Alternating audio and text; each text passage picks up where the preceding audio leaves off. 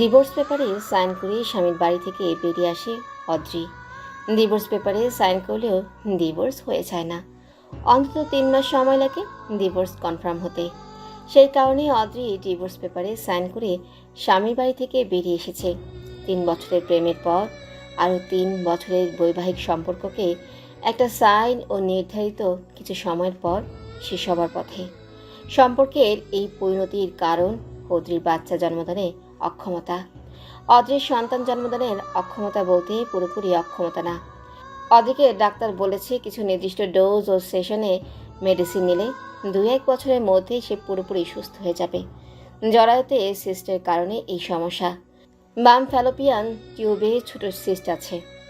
Doctor বলেছেন operation ছাড়াও কয়েক ডোজে এই মেডিসিন নিয়ে সিস্ট অপসারণ সম্ভব। অদ্রি একজন ফার্মাসিস্ট, তাই তার অনেকটাই ধারণা আছে এসব বিষয় নিয়ে। অদ্রি রহমান বাবা মায়ের 2 মেয়ের বড় মেয়ে। অদ্রি দেখতে মাশাআল্লাহ সুন্দর, উজ্জ্বল শ্যামবর্ণের 5 ফুট 5 ইঞ্চি উচ্চতা বিশিষ্ট 26 বছরের তরুণী। নজর কাড়া সুন্দরী না হলেও চেহারায় মায়াভাব বিদ্যমান।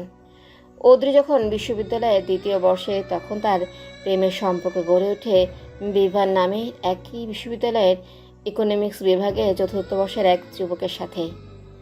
বিভান আহমেদ 3 ভাই বোনের ছোট। শ্যামবর্ণের 6 ফুট উচ্চতার ছেলেটির মুখে যেন এক মায়া কাজ করে। অদ্রিকে যখন বিভান রমনা পার্কে সবার সামনে হাঁটু গেড়ে বসে একগুচ্ছ কাঠগোলাপ নিয়ে প্রথম প্রেম নিবেদন করে, সেদিন অদ্রি পারেনি বিভানকে ফেরাতেই। বিভান অনেক ভালো ছাত্র, তার উপর বিভান এই পর্যন্ত কোনো মেয়ের সাথে সম্পর্কে যায়নি। অদ্রিকে তার প্রথম থেকেই ভালো লাগতো। অদ্রি ও অদ্রির বন্ধুরা যখন প্রায় বিকেলে ঢাকা ভার্সিটি শহীদুল্লাহ হলের সামনে দিয়ে আড্ডা দিতে দিতে যেত, তখন বিভান শুধু দেখত রোদে আলোক ছটায় এক হাস্যোজ্জ্বল তরুণী ব্যস্ত তার হাত দিয়ে নিজেকে রোদের থেকে আড়াল করতে। 1 বছর আস্তে আস্তে মনের সুপ্ত অনুভূতিকে এক প্রশান্ত ভালোবাসায় রূপ দিয়ে এরপর এক মাহেন্দ্রক্ষণ বেছে অদ্রিকে নিজের মনের কথা জানায়। এমন না যে অদ্রি বুঝতো না বিভানের চাহনি। অদ্রি তখন প্রায় সময় বন্ধুদের নিয়ে শহীদুল্লাহ হলের সামনে দিয়ে যেত শুধুমাত্র বিভানকে দেখতে। কারণ বিভান প্রায় বিকেলে শহীদুল্লাহ হলের পুকুর পাড়ে বন্ধুদের সাথে বসে থাকতো। প্রেম নিবেদনের পর যখন ওদের ভালোবাসার 3 বছর পূর্ণ হয়, তখন তারা বিবাহ বন্ধনে আবদ্ধ হওয়ার সিদ্ধান্ত নেয়। বিভানের বড় ভাবি এই বিয়ের বিপক্ষে ছিল, কারণ বিভানের ভাবির ছোট বোন বিভানকে পছন্দ করত। বিভানের ভাবি এমনিতেই বিভানকে সহ্য করতে পারত না, কারণ সম্প্রতি বিভানের বাবা 3 ভাই বোনকে লিখে দিয়ে মারা গেছেন। তখন মাত্র বিভানের বড় ভাই নতুন বিয়ে করেছে। বিভান তখন ছাত্র অবস্থায় থাকায় কোনো ইনকাম করতে পারত না। বড় ভাইয়ের টাকায় বিভান চলত, যা বিভানের ভাবির কোনো কালেও পছন্দ ছিল না। এরপর যখন বিভান বিসিএস পরীক্ষাতে উত্তীর্ণ হয়, তখন বড় ভাবির ছোট বোন বিভানকে বিয়ে করার জন্য পাগল প্রায় হয়ে যায়। সারাদিন বোনের বাড়ি এসে পড়ে থাকতো বিভানের ভাবির ছোট বোন শিমু। বিভানের ভাবি ও তার ছোট বোন উঠে পড়ে লাগে বিভানের মাকে বোঝাতে যে বিভানের জন্য শিমুর থেকে ভালো মেয়ে আর পাওয়া যাবে না। কিন্তু এত কিছু করেও বিভানের মাকে তারা 2 বোন টলাতে পারেনি। বিভানের মা জানে তার বড় ছেলের বউ কেমন, তাই ছোট ছেলের জন্য সেই পরিবার থেকে মেয়ে আনতে চায়নি। তাছাড়া বিভান নিজেও শিমুকে পছন্দ করে না। শিমু অনেকটাই গায়ে পড়া স্বভাবের মেয়ে।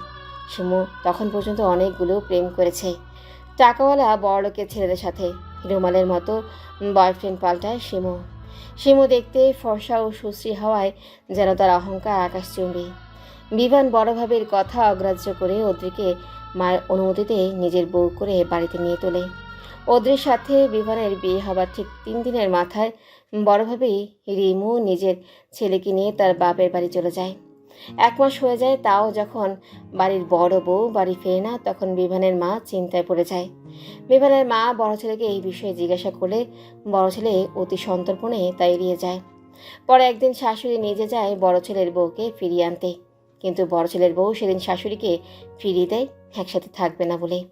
তবে আরও 15 দিন পর স্বামীর কথায় শ্বশুরবাড়ি ফিরে আসে রিমু, মুখের ভাবসাব কালো করে। অদ্রি নিজের রুমে বসে একটা সংসার ভেঙে যাওয়া দেখে। অদ্রি বা কী করবে?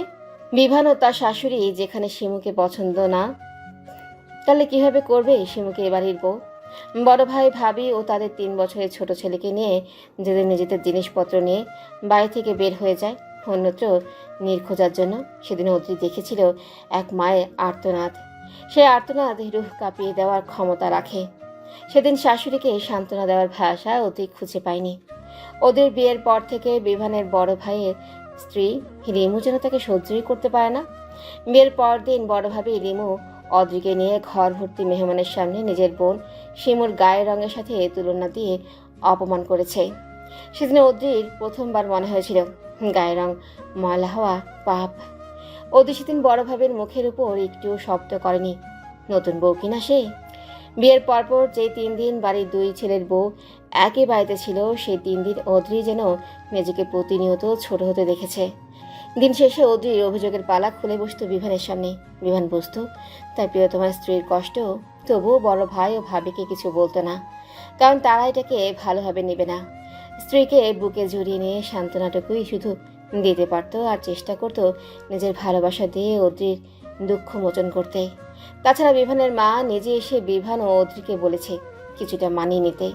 উনি তার বড় ছেলেকে নিজের থেকে দূর করতে চান না। কোনো মাই চায় না তার প্রথম সন্তান তার থেকে দূরে যাক।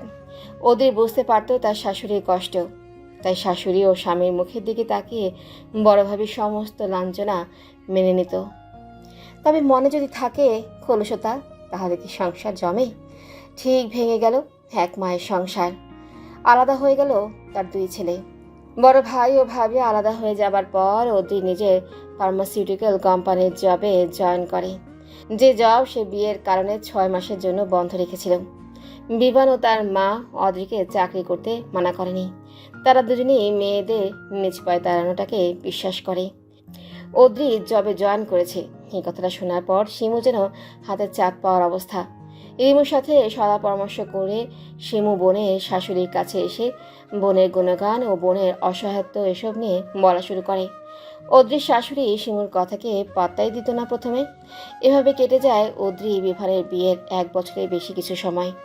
ভালোই চলছে বিভান ও তার মাকে নিয়ে অদ্রির সংসার। সকাল সকাল ফজরের সময় ঘুম থেকে উঠে অদ্রি রান্নাবান্নার কাজ করে। সকালে নাস্তা বানিয়ে দুপুরের জন্য তরকারি রান্না করে অফিসের জন্য বের হয়ে যেত সকাল 7টা নাগাদ। বাড়ির অন্যান্য কাজের জন্য একজন তিরুষর্ধ ছুটা বুয়া আছে। শাশুড়ির যাতে কোনো সমস্যা না হয় সব দিকে খেয়াল রাখে অদ্রি। শাশুড়িও অদ্রিকে মেয়ের মতো দেখে। অদ্রি অফিসে যাবার পর প্রায় মাঝে মাঝে সকাল 10টা নাগাদ শিমু আসতো অদ্রির শাশুড়ির কান ভাঙাতে। যখন শিমু দেখলো সে সফল হচ্ছে না, তখন সে চালে তার মোক্ষম চাল। অদ্রি ও বিভানের বিয়ের তখন 1.5 বছর চলে। তখন শিমু অদ্রির শাশুড়ি কানে তোলে অদ্রির বাচ্চা হয় না কেন সেটা। অদ্রির শাশুড়ি শিমুকে বলেছিল বাচ্চা নেওয়া তার ছেলে ও ছেলের বউয়ের বিষয়, এবং সে এসবের বিষয়ে তাদের কিছু বলতে চায় না। এসব শোনার পরেও কি শিমু চুপ করে থাকে? না, শিমু এবার অদ্রির শাশুড়ির কানে ভরতে থাকে যে অদ্রি হয়তো কোনো সমস্যা আছে। অদ্রির শাশুড়ি প্রথমে এটাতে পাত্তা না দিলেও অনবরত শিমুর কান ভাঙানিতে প্রলুব্ধ হয়ে একদিন অদ্রিকে বলেই ফেলে বাচ্চার কথা। শাশুড়ির এখনও কথায় অদ্রি প্রথমে চমকে গেলেও পরে নিজেরও কেমন যেন লাগতে থাকে, তাই নিজেই যায় তার পরিচিত ডাক্তারের কাছে। ফার্মাসিস্ট হওয়ায় অনেক ডাক্তারের সাথে চেনা জানা আছে তার। ডাক্তারের সাথে অ্যাপয়েন্টমেন্টের জন্য ওয়েটিং রুমে বসে আছে অদ্রি। অদ্রির সারা শরীর মৃদু কম্পনে কম্পিত হচ্ছে বারংবার। ডাক্তারের কাছে চেক আপ করাতে এসেছে বাড়ির সবাইকে এই বিষয়ে অজ্ঞাত রেখে। অদ্রি নিজের স্বামী বিভানকেও এই ব্যাপারে কিছু জানায়নি, কারণ সে কখনো চায় না বিভানের থেকে দূরে যেতে। অদ্রি মনে মনে ভালো কিছু আশা করছে, আর এখন বাকিটা আল্লাহর ইচ্ছা। অদ্রি বাড়ির কাজের মহিলা রহিমার কাছ থেকে জানতে পেরেছিল যে বড় ভাবির ছোট বোন শিমু প্রায় এই বাড়িতে আসে আর বিভানের মায়ের সাথে অনেকক্ষণ গল্প করে। শিমুর এই বাড়িতে আসা নিয়ে অদ্রির কোনো সমস্যা নেই, কারণ শিমু তার বোনের শ্বশুর বাড়ি এসেছে, যেমনটা তার বোন মাঝে মাঝে আসে বেড়াতে। শিমুর এখানে আসা যাওয়া আছে এই খবরটা অদ্রি প্রথম কয়েকদিন যাওয়ার পর জেনেছিল। অদ্রি কখনো পাত্তাই দেয়নি এই ব্যাপারে, কারণ দিন শেষে তার শাশুড়ি তার সাথে অমায়িক আচরণ করত, একদম নিজের মেয়ের মতো। অদ্রির শাশুড়ি নিজের মেয়ে ও অদ্রিকে অন্য চোখে দেখেনি, তবে ইদানিং উনি অন্যরকম ব্যবহার করছেন অদ্রির সাথে। তিনি অদ্রির সাথে আগের মতো কথা বলেন না। শাশুড়ির এরকম বদলে যাওয়া দেখে অদ্রির মনে ক্ষীণ ভয় সৃষ্টি হয়। এসব কল্পনা জল্পনার মাঝে পাশের সিটে বসে থাকা মেয়েটার দিকে নজর যায় অদ্রি। তার পাশের সিটে বসে আছে এক 7 মাসের প্রেগনেন্ট মেয়ে। মেয়ে বলছি কারণ প্রেগনেন্ট মেয়েটির বয়স 17-এর বেশি হবে না। এত কম বয়সে প্রেগনেন্সির কারণেই মেয়েটির চেহারায় বেহাল দশা। মনে হচ্ছে একটা হাড্ডিসার মেয়ে বসে আছে তার পাশে, শুধুমাত্র পেটটা খানিকটা উঁচু। মেয়েটার সাথে তার মা, স্বামী ও শাশুড়ি এসেছে, কিন্তু তাদের মধ্যে শুধুমাত্র মেয়েটার মায়ের চোখে মেয়েটাকে নিয়ে শঙ্কা, আর বাকি দুজনের তো অনাগত সন্তান নিয়ে চিন্তা। এসব দেখেই মনে মনে দীর্ঘশ্বাস ফেলে অদ্রি। এমন সময় রিসেপশন থেকে অদ্রির নাম ডাকলে অদ্রি দ্রুত মনেই ডাক্তারের চেম্বারে প্রবেশ করে। ডাক্তারের সামনে বসে অদ্রি কিছুটা নার্ভাস হয়ে পড়ে। ডাক্তার হয়তো বিষয়টা আন্দাজ করতে পারল, তাই ডাক্তার অদ্রিকে বলল, মিসেস আদ্রি, আপনি আপনার সমস্যা নির্দ্বিধায় আমাকে বলুন। ডাক্তারের কথায় অদ্রি নিজেকে ধাতস্থ করে সব সমস্যা খুলে বলে। সব শুনে ডাক্তার কিছু টেস্ট সাজেস্ট করে। এরপর ডাক্তারের ওখান থেকে বের হয়ে অদ্রি টেস্ট করাতে যায়। অদ্রির মন অশনি সংকেত দিচ্ছে, বারবার মনে হচ্ছে কোনো খারাপ কিছু হতে চলেছে। সব কিছু টেস্ট করিয়ে বাড়ি ফিরে অদ্রি আজ অফিস থেকে হাফ ডে করে ছুটি নিয়েছিল, তাই বিকেলের মধ্যে বাড়ি পৌঁছে যায়। বাড়ির গেটের কাছে যাওয়ার পর আজকে এসে শিমুকে দেখতে পায়। শিমু প্রথমে অদ্রিকে দেখে হকচকিয়ে গেলেও অদ্রির বিমর্ষ মুখ দেখে বাঁকা হাসে। শিমুর এই বাঁকা হাসির কারণ আজ 3 দিন পর শিমু এই বাড়িতে এসে জানতে পেরেছে অদ্রিকে তার শাশুড়ি বাচ্চার কথা বলেছে। শিমু জানে হয়তো সে বিভানকে নিজের করে পাবে না, কিন্তু সেই বিভানকে আর অদ্রিকে সুখে থাকতেও দেবে না। শিমু তার বোনের কাছ থেকে শুনেছিল অদ্রি নাকি রিমুর ছেলে রিহাবকে অনেক আদর করে। যে মেয়ে যায় সন্তানকে এতটা সন্তানতুল্য ভালোবাসে, সে কেন বিয়ের প্রায় 2 বছর হতে চলল তারপরেও কনসিভ করছে না?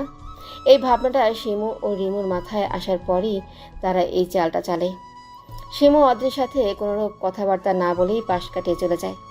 অদ্রি শিমুর মুখে বাঁকা হাসি দেখে এবার ঠাউর করতে পারল যে তার শাশুড়ির মাথায় সব শিমুই ঢোকাচ্ছে রিমুর সলা পরামর্শে। অদ্রি আর এসব ভাবতেই চাচ্ছে না, তার এখন মানসিক প্রশান্তির প্রয়োজন।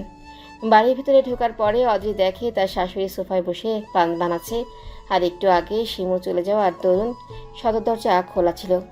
অদ্রি তার শাশুড়িকে সালাম দিয়ে নিজের রুমের উদ্দেশ্যে পা বাড়ালে তার শাশুড়ি তাকে ডাকে, ছোট বৌমা, আজ এত তাড়াতাড়ি ফিরে এলে যে? তোমার তো ফিরতে প্রায় সন্ধ্যা হয়। শাশুড়ির মুখ থেকে নরম কণ্ঠে ডাক শুনে অদ্রির মন অনেকটাই ভালো হয়ে যায়, তবে সেটা বেশিক্ষণ স্থায়ী হয় না। শরীর খারাপ লাগছে নাকি? জি মা। আলহামদুলিল্লাহ, সুখবর পাবো হয়তো। শাশুড়ির এহেন মন্তব্যে অদ্রির মুখ কালো হয়ে যায়।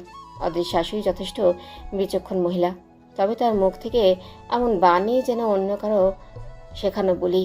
কুচিন্তা ও কুবুদ্ধি মানব মস্তিষ্ককে ধ্বংসের দিকে ঠেলে দেয়, যাতে সে নিজের বিচক্ষণতা হারায়।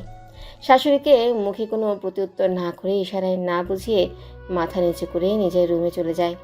অদ্রি এটাই বুঝতে পারছে না শিমু কেন এরকমটা করছে, কি স্বার্থ এতে তার। শিমু অবিবাহিত, তাহলে কেন তারও বিভানে সংসার ভাঙার জন্য উঠে পড়ে লেগেছে? শিমু তো কোনো অবিবাহিত ছেলেকে বিয়ে করতে পারে, তাহলে কি এসব রিমু ভাবে কারসাজি? রিমু ভাবে কোশমিনকালেও তাকে সহ্য করতে পারতো না। না, সে আর এসব নিতে পারছে না। কালকে রিপোর্ট দেখে সে সিদ্ধান্ত নিবে কী করবে। অদ্রি মাইন্ড ফ্রেশ করে শাওয়ার নিয়ে আসরের নামাজটা আদায় করে অনেকক্ষণ ব্যালকনিতে বসে গ্রিলের ফাঁক দিয়ে বিস্তর রক্তিম অক্ষরে সূর্যের বিলীন হওয়া দেখতে লাগে। মাগরিবের আজান পড়ার পরেই অদ্রি ঘুম পায়। তার শাশুড়ি নামাজের পরে অদ্রিকে নিয়ে চা খাবে বলে ডাকতে আসে, কিন্তু এসে অদ্রিকে ঘুমন্ত অবস্থায় দেখে আর ডাকে না। রাত 9টা নাগাদ বিভান বাড়ি ফেরে। মার সাথে ড্রয়িং রুমেই দেখা হয়ে যায়, তবে প্রতিদিনকার মতো অদ্রিকে দেখতে পায় না। নিজেদের রুমে যেয়ে অদ্রিকে এলোমেলো হয়ে ঘুমোতে দেখে ঠোঁটে ফুটে ওঠে সূক্ষ্ম হাসি। মেয়েটিকে এলোমেলো অবস্থায় তার কাছে বেশ লাগে। ওয়াশরুম থেকে ফ্রেশ হয়ে অদ্রিকে আলতো করে ডাক দেয়। বিভানের আদর মিশ্রিত ডাকে চোখ পেট করে খুলে, এরপর উঠে বসে বলে, কখন এলে? সরি, আমি ঘুমিয়েছিলাম। অদ্রির কথায় বিভান আলতো হাসে। মেয়েটা খুব সরল, তার সরলতার কারণেই মা ও বউয়ের মাঝে সে সম্প্রীতি বজায় রাখতে পারে। বিভান আশ্বস্ত ভঙ্গিতে বলে, তুমি সেই সকালে রান্নাবান্না করে অফিসে যাও, এরপর অফিসে সারাক্ষণ প্রোডাকশন ম্যানুফ্যাকচারের কাজগুলো সূক্ষ্মভাবে পর্যবেক্ষণ করো, যাতে বিন্দু পরিমাণেও ভুল না হয়। একটু ভুল হাজার হাজার মানুষের প্রাণ সংশয়ের কারণ হয়ে দাঁড়াবে। তারপর বাড়ি ফিরে রাতের জন্য হালকা কিছু রান্না করো। আর আজ একদিন একটু ঘুমানোতে তোমাকে সরি ফিল করতে হবে না, অদ্রি পাখি। অদ্রির মনে যেন শীতল হাওয়া বয়ে যায়। বিমান সবসময় কেয়ারিং। সেদিন রাতে ওরা তিনজন প্রতিদিনকার মতো একসাথে খাবার খেয়ে ঘুমিয়ে পড়ে। পরদিন সকালে আবার সেই প্রতিদিনকার মতো ব্যস্ত রুটিন। অদ্রির কোম্পানি কিছু নিউ ড্রাগ নিয়ে কাজ করছে। নিউ ড্রাগটা জার্মানিতে ইনভেন্ট হয়েছে। অনেক এক্সপেন্সিভ এই ড্রাগের ফর্মুলা। এই ড্রাগটা নিয়ে কাজ করার জন্য কিছু রিসার্চার ও প্রোডাকশনের অফিসার লাগবে। ড্রাগটা যেহেতু এক্সপেন্সিভ, তাই প্রোডাকশন অফিসাররা এগিয়ে আসতে ভয় পাচ্ছেন।